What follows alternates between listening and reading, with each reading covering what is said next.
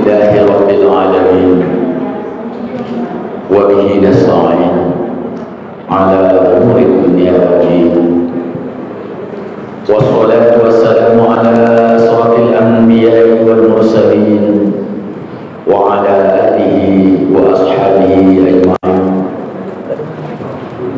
أشهد أن لا إله إلا الله وأشهد أن محمدا رسول الله. اللهم زدنا علما وارزقنا فهما واجعلنا يا الله من عبادك الصالحين واجعلنا يا الله من عبادك المتقين واجعلنا يا الله من عبادك المقربين. آمين يا مجيب السائلين. أعوذ بالله من الشيطان الرجيم. بسم الله الرحمن الرحيم. ولولا فضل الله عليكم ورحمته ما زكى منكم من أحد أبدا ولكن الله يزكي من يشاء والله سميع عليم. صدق الله العظيم. Yang saya hormati dan saya muliakan Bapak Imam Khatib Bilal pengurus Masjid Rahmatullah dan semua jamaah yang hadir dari beberapa masjid, dan yang kita muliakan Ustadz kita, guru kita, Ketua Pengadilan Agama. Kalau semua Ketua Pengadilan Agama model beliau ini, amin, aman Republik ini. Kenapa saya katakan aman? Penampilan manusianya sederhana. Manusia yang sederhana inilah yang tinggi harganya dan nilainya di sisi Allah. Dan lihat yang bagak-bagakan itu udah masuk, ya, gara-gara Rubicon, macam-macam lah. Kenapa? Tidak mampu melaksanakan sikap dan sifat sederhana dalam kehidupan, tidak mampu menahan hawa nafsunya. Akhirnya hawa nafsunya yang mendorong dia ke hal yang tidak dibenarkan agama. Beberapa tahun yang lalu Pak Husain, Ketua Pengadilan Agama ini namanya Pak Santos Husain Sudiharjo Al-Hadis. Makanya tadi saya nengok beliau baca Asmaul Husna dan doa. Beliau yang seharusnya jadi guru saya, bukan saya guru, tapi gantian aja gantian aja. Beliau ini, kalau saya, mungkin ibu-ibu juga di belakang, paling surah apa, juz 30 yang hafal, surah Amma Yatasa'alun sampai surah An-Nas. Beliau ini hafal 30 juz, 30 juz. Mudah-mudahan kita dapat barokahnya. Amin. Hafizul Quran Allah fil ardh. Kata Nabi, mereka yang menghafaz Al-Quran itu adalah keluarga Allah di muka bumi. Pak Heri Januar, tidak ada hadis yang mengatakan keluarga Allah polisi. Tidak ada. Tidak ada yang mengatakan bahwa keluarga Allah di muka bumi ini ustadz dan kiai. Tidak ada. Yang ada dalam penjelasan agama, hafizul Quran, yang menghafaz Al-Quran itulah keluarga Allah di muka bumi. Kalau al-ulama umana'ullah fil ardh, pemegang amanah Allah di muka bumi. Kalau sudah tak amanah berarti bukan ulama. Karena orang yang mampu memegang amanah itulah yang disebut dengan ulama. Al-ulama umana'ullah fil ardh. Umar apa? Umar asadullah fil ardh. Sayyidina Umar singa Allah bumi. Kita udah dengar dari para kiai kita, Umar itu singa Allah di muka bumi. Makanya Nabi mengatakan, berdoa pernah, Allahumma a'izzil Islam bil Umayyah. Ya Allah, jayakanlah Islam ini dengan berkah dua Umar. Dulu ada dua preman namanya Umar, dua-duanya. Tapi dua-duanya hijrah. Bukan hijrahnya para artis ya. Hijrahnya orang kafir. Ada dua Umar. Setelah beliau itu masuk Islam, maka tidak ada lagi yang menginjak-injak harga diri dan menghina Islam. Itu berkat doa Nabi. Umar-umar yang model itu yang tidak ada sekarang, pasal terus. Namanya bisa saja nama sama, tapi mungkin sifatnya agak berbeda. Ya, banyak di pondok di gereja itu ada itu juga namanya puluhan harganya. Ada itu. Tapi beraninya menegakkan kebenaran belum imbang. Masih ngeri-ngeri menyatakan kebenaran. Ya, apalagi di depan orang-orang yang berkaitan. Kalau kita takut menyatakan kebenaran di depan orang-orang, itu bahaya. Kalau ngomong di majelis taklim menegakkan kebenaran wajar saja dah. Model-model beliau-beliau ini, saya mengatakan kebenaran. Tidak ada yang menggugat, tidak ada yang akan keberatan. Tapi kalau di depan orang-orang yang tidak baik atau orang-orang yang akan tersinggung dengan apabila kebenaran itu kita ucapkan, itulah jihad yang sebenar. Salah satu jihad yang besar, mengatakan kebenaran di depan orang yang zalim. Itu jihad yang sangat besar. Umar yang berani, salah satu. Yang model-model itulah yang kita harapkan.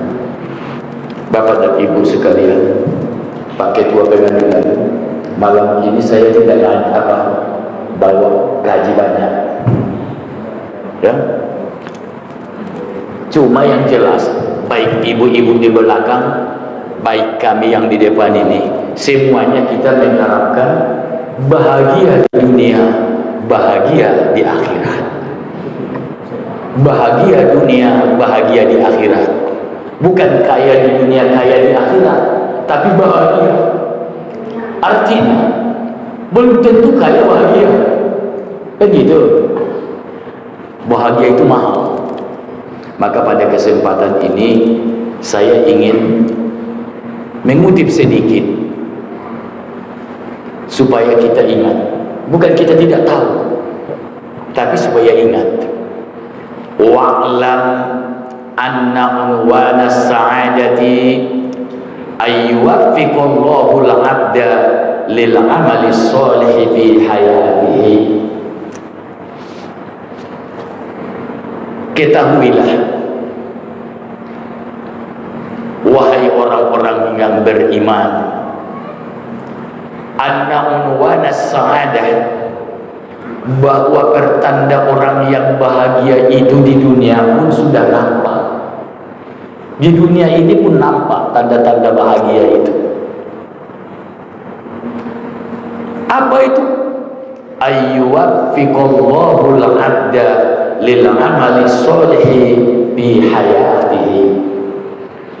Allah memberikan petunjuk kepada hamba itu, kepada seseorang manusia itu, kepada seseorang yang beriman itu, lil amali sholih, untuk beramal soleh, bi hayatihi, di dalam hidupnya. Jadi orang yang bahagia itu di dunia pun, waktu di hutan lindung, dia tahu kita itu siapa yang akan bahagia itu. Tengok, kalau dia mendapat hidayah, kalau dia mendapat taufik untuk beramal soleh di zaman, di waktu hidupnya, maka itu juga akan bahagia nanti di akhirat.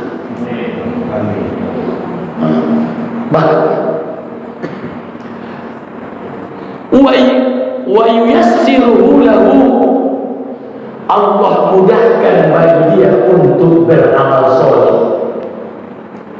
Ini yang perlu menjadi renungan. Sering kita ingin beramal soleh, tapi banyak tantangannya. Sering ingin berbuat baik, sering ingin berzikir, sering ingin bersedekah, sering ingin sholat tarawih, sholat sunat, baca Al-Quran, tapi Allah tidak berikan kesempatan itu. Ada saja halangan. Maka kita dapat merenungkan diri kita, bisa memperhatikan diri kita. Apakah kita setiap ingin berbuat baik ada saja halangannya? Mudah-mudahan tidak. Mudah-mudahan tidak. Kalau seandainya kita ingin beramal soleh, ingin beribadah, tapi tidak jadi-jadi karena ada terus halangannya, berarti kita tidak termasuk mendapatkan pertanda saadah atau bahagia itu. Jadi oleh karena itu, malam ini kita berbahagia, bersyukur kepada Allah. Kita tidak ada halangan, kita ingin duduk bersama di masjid ini malam ini. Yuwaffiqullahu lil amali shalih fi hayatihi. Diberikan Allah hidayah dan taufik kepadanya untuk bisa beramal soleh. Pak Sabtu kedua tadi dari saya. Tadi termasuk ciri-ciri orang bahagia itu begitu. Gitu termasuk. Tapi tentunya bukan itu saja ya. Dan Allah akan mudahkan itu. Allah mudahkan bagi orang itu untuk beramal soleh. Ada saja jalannya. Pas mau bersedekah lewat ada yang ini. Pas niat lah ini ada. Pas awal ngasih makan mau nyiapkan lewat orang yang lapar. Kalau Allah tidak berkehendak, walaupun kita bawa makanan belum tentu ada yang menerimanya. Tidak tahu, bingung kita sama siapa dibagi. Berarti ada halangan ya, ada halangannya. Tapi orang yang akan bahagia itu diberikan Allah saja jalan kemudahan bagi dia untuk beramal soleh. Mau ke masjid tidak ada halangannya. Ini setiap ke masjid ada tamu terus. Berarti ada masalah ini. Ada masalah ini. Baru mau melangkah udah ngambil sandal. Assalamualaikum Pak Ustaz. Apa? Aduh yang ingin buka tangan. Dah jadi ke masjid. Ini contoh-contoh. Berarti tidak dimudahkan Allah bagi dia untuk beramal soleh. Berarti ya mudah-mudahan ya tanda-tanda yang bahagia itu tadi mudah. Jadi kalau sulit, saya mohon maaf Pak, sedikit sering model itu. Iya, ini pun tadi mau ke sini. Makanya buku ini tadi tinggal di mobil. Tidak pernah saya ngaji di mobil tinggal kita tinggal di mobil, langsung ke bawah tuh. Tapi karena ada suatu penghalang tadi. Kenapa? Ada sesuatu yang terpaksa kita ini kutukar tempatnya di mobil saya karena ada orang numpang di sebelah. Makanya tinggal.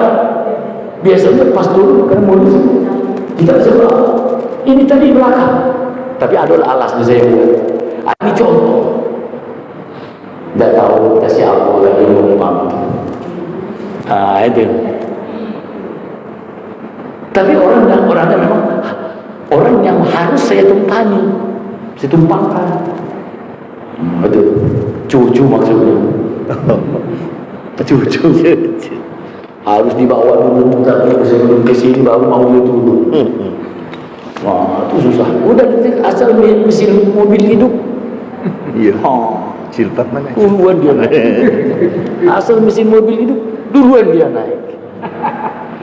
Mudah-mudahan itu jangan jadi pertanda ya. Ya. Amin. Iya. Menyenangkan hati cucu juga atau anak istri itu berpahala, tidak? Ya. Menyenangkan hati bini berpahala. Makanya kita yang pengajian janganlah yang jadi hati Pak Anwar, Pak ini. Tak boleh jadi hati bini berusaha. Usahakan bagaimana supaya istri itu juga. Macam mana supaya dia senang, tapi tentu dalam batas-batas yang dibenarkan agama Allah. Yang dibenarkan agama Allah. Baik.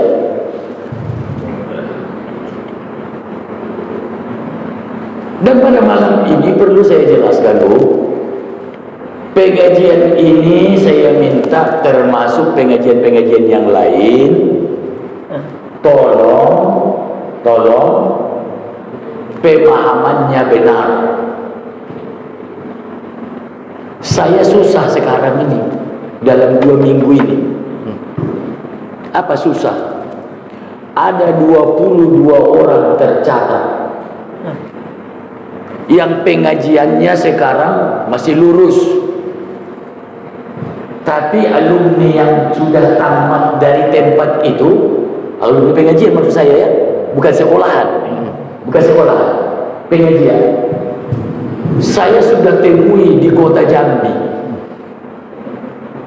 yang tamat dari situ, yang hatam pengajian itu duluan.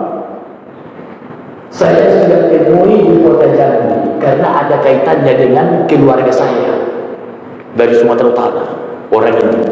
Makanya saya kejar ke kota Jambi. Apa inti pengajian mereka?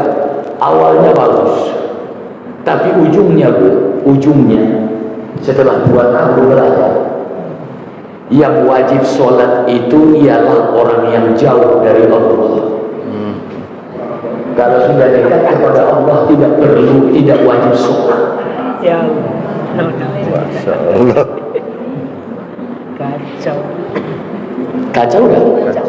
Kacau dah. Datanya nanti tanya Haji Bustomi. Catatannya buka sih, ada di Haji Bustomi, ada di Pak Bayhaqi. Kenapa ada di kami? Ya, sebagian dari tugas. Kebetulan kami tempat istrinya mengadu. Istri orang pengajian yang datang mengadu ke rumah, terpaksa saya ikut campur. Karena istrinya ngadu ke rumah. Apa yang menyakitkan istri ini tadi? Apa? Sini dia datang oleh sini. Mohon maaf dia. Ngapa? Di akhirat nanti kami yang ke surga, kamu karena belum menjadi pengikut kami, kamu ke neraka. Berani dia sudah berani mengklaim bahwa komunitas pengajian mereka lah yang berhak masuk surga, yang lain tidak berhak karena belum masuk di golongan mereka. Inilah yang membuat istrinya tadi susah, galau. Datanglah ke rumah saya, datang ke rumah saya mengadu. Akhirnya turun Haji Bustomi, turun Pak Bayhaqi mencari informasi tentang ini.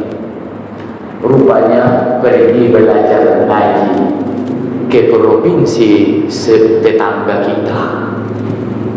Saya tidak mengatakan provinsi mana, karena tetangga kita banyak ya.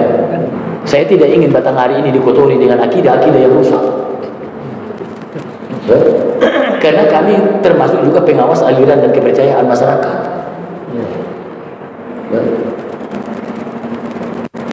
Saya tidak ingin ini. Dan ini antara mertua dengan menantu pun sudah begini, sudah begini. Yang selama ini baik-baik saja, karena satu masuk, yang ini belum masuk, akhirnya begini. Antara menantu dan mertua dengan menantu dengan istri, sampai istrinya datang ke rumah nangis. Tolonglah model-model ini. Ngaji itu jelas. Kalau soal mazhabnya, mazhab yang salah mau tidak mazhab Syafi'i, tapi mazhab Hanafi masih benar. Atau mazhab Maliki umpamanya benar. Tapi ini kan bukan itu masalahnya, bukan masalah fikih, bukan masalah tapi ini masalah berani mengklaim bahwa mereka sekelompok inilah yang berhak masuk surga. Orang lain tidak berhak, Pak. Kita ini tidak berhak. Bukan. Ini di Batanghari, Pak. Di Batanghari. Udah 23 orang pengikutnya. Banyak. Iya. Ini berbahaya. Yang paling berbahayanya tadi, di ujung pengajian itu, di khatamannya itu, menurut keluarga saya yang ikut dari kota itu, Hasibuan marganya di kota. Makanya saya kejar saudara saya. Apa intinya? Intinya bahwa hanya orang yang jauh dari Allah yang wajib sholat. Kalau sudah dekat Allah, masuk ke kelompok mereka, sudah dekat kepada Allah, tidak wajib sholat. Pak Zainal, mohon maaf, ke Mekah sudah berani tak mengatakan Pak sudah dekat kepada Allah? Belum ya? Pak Didik berani tak bahwa mengatakan aku sudah dekat kepada Allah? Berani tak? Yang kan Pak Didik, ketua pengadilan agama saja yang hafal Quran, tidak berani menyatakan bahwa beliau itu sudah dekat kepada Allah. Kalau beliau merasa sudah dekat kepada Allah, tidak mungkin beliau ingin ngaji model ini. Ngapain lagi sudah dekat kepada Allah? Itu contoh. Jadi malam ini perlu itu saya sampaikan. Mereka berlindung di bawah jubah sebuah nama Toriko. Mereka berlindung di bawah jubah, di bawah payung sebuah Toriko. Tapi namanya Toriko yang benar, isinya salah. Torikonya mutabaroh, Torikonya benar, tapi isinya salah. Makanya sering saya bilang, yang bikin kacau dunia ini, sekolah tidak tamat, ngaji tidak hatam. Belajar silat baru 3 jurus, udah buka persilatan baru. Kira-kira begitu kalau dunia silat. Itu pasal. Akhirnya mengkelai perguruan lain salah, padahal dia baru 3 langkah, 3 jurus. Orang udah berapa jurusnya? Kan gitu jadinya. Kita juga hafalnya cuma juz amma tadi, juz 30. Sudah merasa bahwa kitalah yang paling tahu tentang Al-Quran. Padahal beliau 30 juznya ada mengatakan beliau nyium tangan saya. Nyium tangan. Kemarin ketemu waktu hataman sana. Ketua pengadilan nyium tangan saya. Alangkah mulianya akhlak. Ini baru belajar ngaji 2 bulan, udah merasa kiai. Umpama itu ya, bukan nyinggung orang kan. Saya lah baru dikit baru tahu dikit-dikit baca kitab. Oh, udah. Coba sekalian. Apa tadi? Yang pertama tanda orang bahagia itu Allah tunjuki dia untuk bisa terus beramal soleh dalam hidupnya. Kebalikannya, wa unwadus saqawah,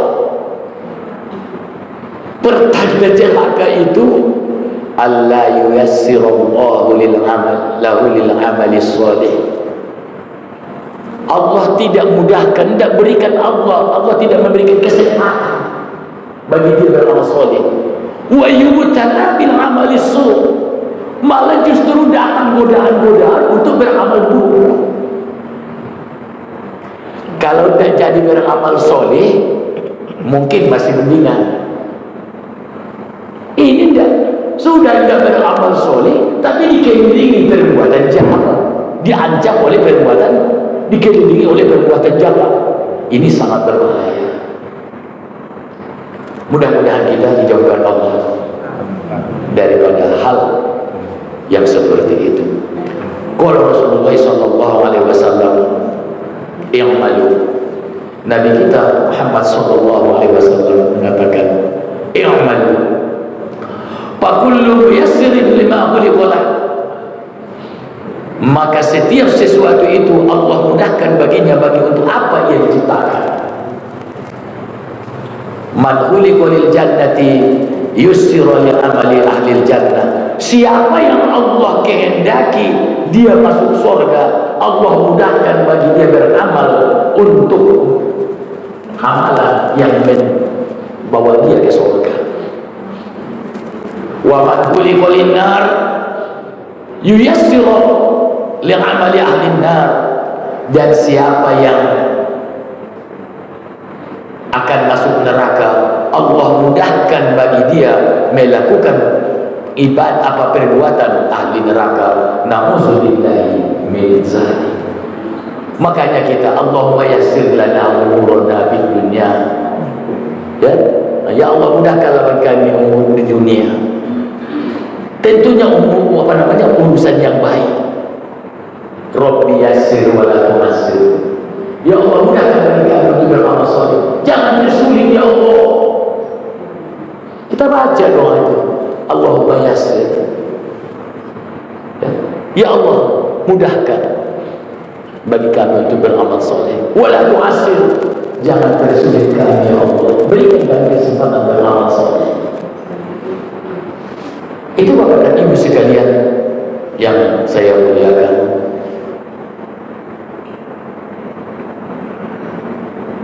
Jadi pertanda orang bahagia, pertanda orang celaka.